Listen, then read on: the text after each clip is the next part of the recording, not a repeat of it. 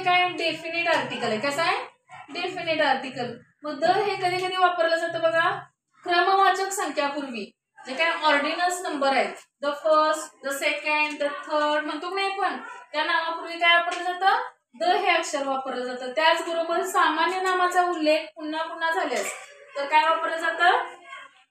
The हे article वापरलं जातं. मग सामान्य नामे कुठली? A man, boy, girl, people हे काय सामान्य नाम आहेत, होय की नाही? जर ठराविक असं त्या व्यक्तीला नाव दिलं असेल तर ते विशेष नाम होते आणि ते जर नाव दिलं नसेल तर काय असते? ते सामान्य नाम.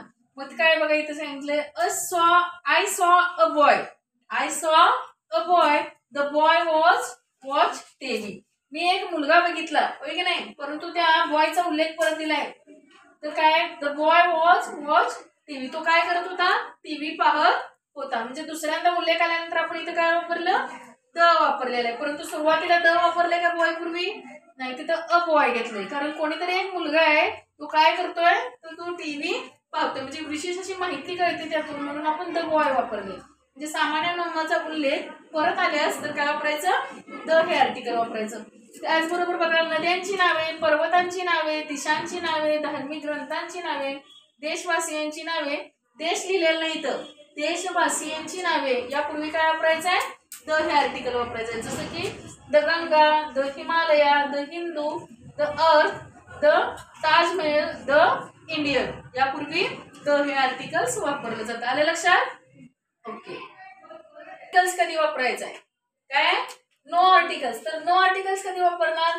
विशेष नामांच्या पूर्वी कोणतंही आर्टिकल येईल नाही. लक्षात ठेवा.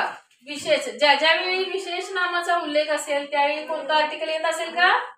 नाही. नो आर्टिकल्स आहे. तर त्यानंतर त्याचबरोबर भाववाचक नामापूर्वी, भाववाचक नाम कोणती? क्लेवर, ऑनेस्ट आहेत का नाही? जे काही भाववाचक नाम आहेत, भाववाचक नाम आहे त्यापूर्वी वापरलं जातं का आर्टिकल्स? कोणतंही आर्टिकल्स वापरलं जात नाही.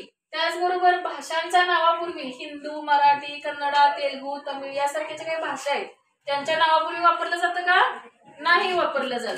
त्याचबरोबर पदार्थांच्या नावापूर्वी जसं की आयरन, मेटल, गोल्ड, सिल्वर या नावापूर्वी पण आर्टिकल्स कोणतंही वापरलं जात नाही. त्याचबरोबर होम या शब्दापूर्वी देखील आर्टिकल कोणतंही येत नाही. त्याचबरोबर बघा आणखी काय सांगतोय नियम?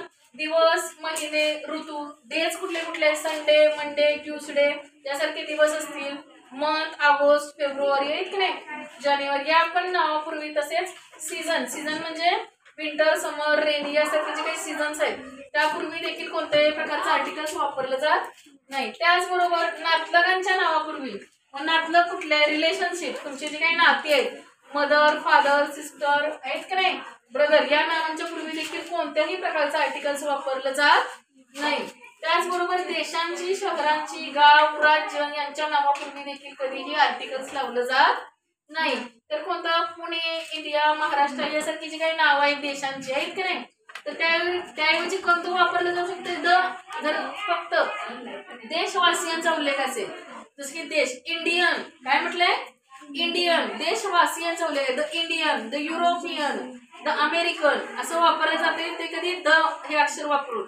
परंतु कोणत्याही विशिष्ट असं इंडियासाठी कोणतं येणार आहे का आर्टिकल? नाही येणार. युरोपसाठी येणार आहे का? नाही. कोणतंही आर्टिकल येत नाही. त्याचबरोबर खेळांची नावं, जी काही खेळांची नावं आहेत कुठली कुठली?